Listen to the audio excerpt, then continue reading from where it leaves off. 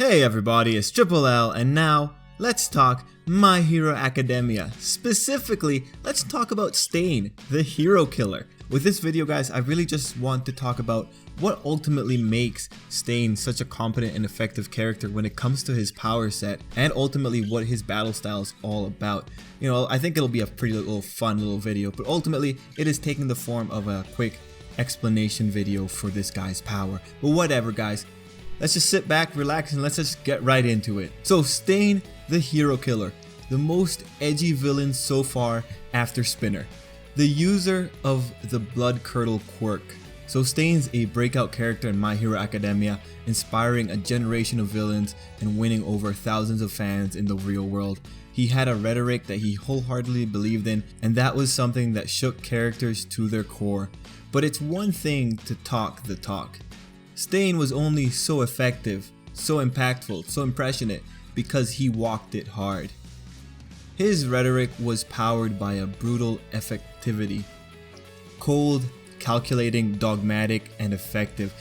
When it comes to powers, Stain is a really interesting case of a character because he was a character that brought a relatively interesting quirk and complemented it with auxiliary skills and physical technique. His quirk by itself isn't super impressive, but when combined with the skills that this guy trained from the ground up and his general combat sense, it made for a deadly combination.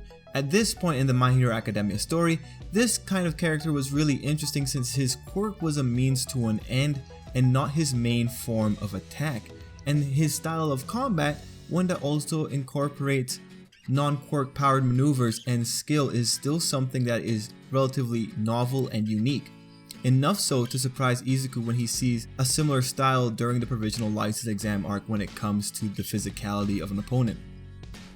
Really, in terms of who we can compare that has showcased a similar style to Stain is Aizawa, since he is also a character that complements his quirk with other physical abilities. That said, since Stain goes in for the kill, his effectiveness seems way more pronounced. But we're not here to talk about that, let's just talk about Stain's combat ability. First, let's look at Stain's quirk, Blood Curdle. The quirk is pretty simple. If Stain ingests your blood, you will be paralyzed. No ifs, ands, or buts about it. The length of the paralysis, however, is based on the blood type ingested, going from B to AB, A, and O, type B being the longest. The amount of blood ingested doesn't really seem to make a difference. Also, the age of the blood doesn't seem to be a factor either, and actually that's a little known fact that we found out about in the My Hero Academia spin-off manga. The maximum time that anyone can be paralyzed is 8 minutes regardless.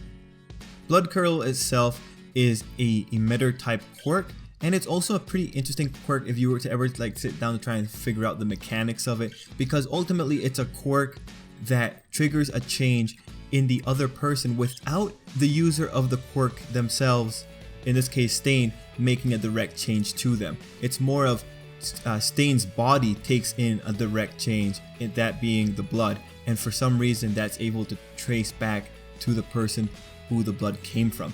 It's an interesting quirk because it's a type of quirk that is operating through a non-conventional medium. We're not sure exactly what is it that carries the signal that makes the person become paralyzed. At this point, you could just pretty much say it's magic, or if you wanted to go like the science route that My Hero Academia's quirk-based powers seem to go, you could maybe argue quantum physics. Quantum physics can exchange information based on quantum entanglement, but you know what? That's a totally different topic. Point is, you know, Stain takes in a stimulus, the stimulus traces back to the origin, and the origin gets shut down. Anyway, Blood Curdle by itself can't really do much. It's more of a quirk that facilitates a good environment for Stain to carry out his righteous work. Keep this in mind, however. The cool stuff comes next. Stain is edgy as all heck. Look at all those blades. The man is an edgelord. He's armed to the teeth in blades. I wouldn't be surprised if he has a blade inside one of his teeth actually. Anyway, Stain is armed with all manners of sharp objects, including a katana, 5 daggers, throwing knives, spiked boots, and folding knives. Their importance is obvious. All those weapons allow Stain to extract blood from his victims. But what's the point of weapons if you can't hit anyone with them?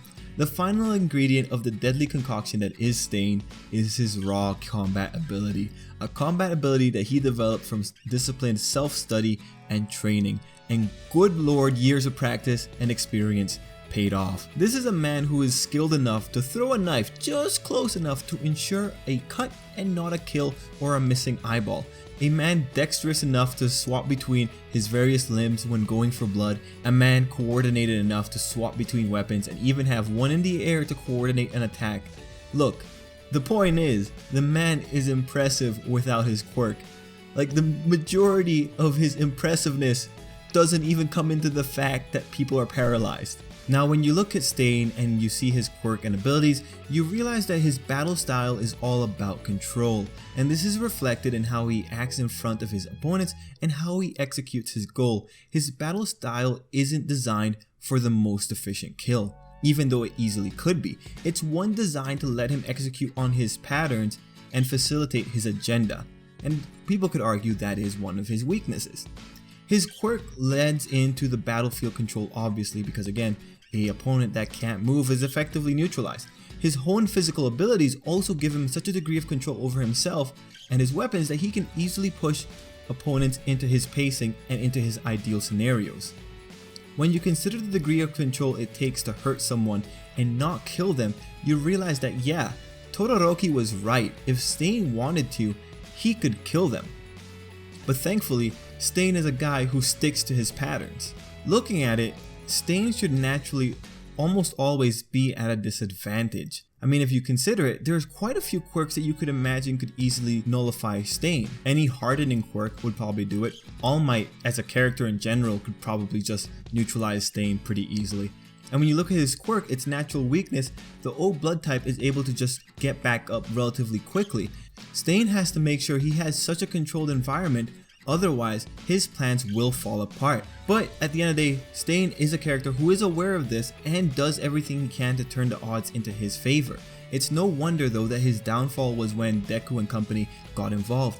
For a character whose whole thing was control, having uncontrollable elements butting in gave him too much to try and keep track of while he's also trying to carry out his patterns.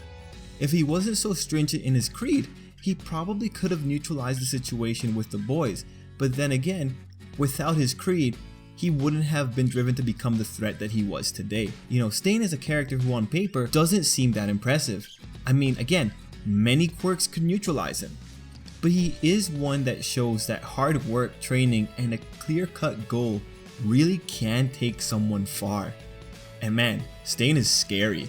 He's still scary. Even when he has his whole body destroyed, the man is scary. Stain was a villain who could easily be considered weak, but how he went about executing on his plans and his goals is ultimately what I think made him a very interesting and fun villain to have in My Hero Academia, and his power set was one that reflected those kind of qualities.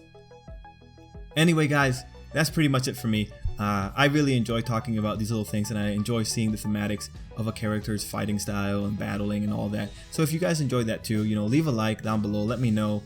And yeah, if you like this video, consider subscribing. It helps the channel, and helping the channel means more videos, so I'd really appreciate it.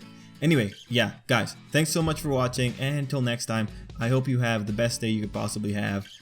Till the next video.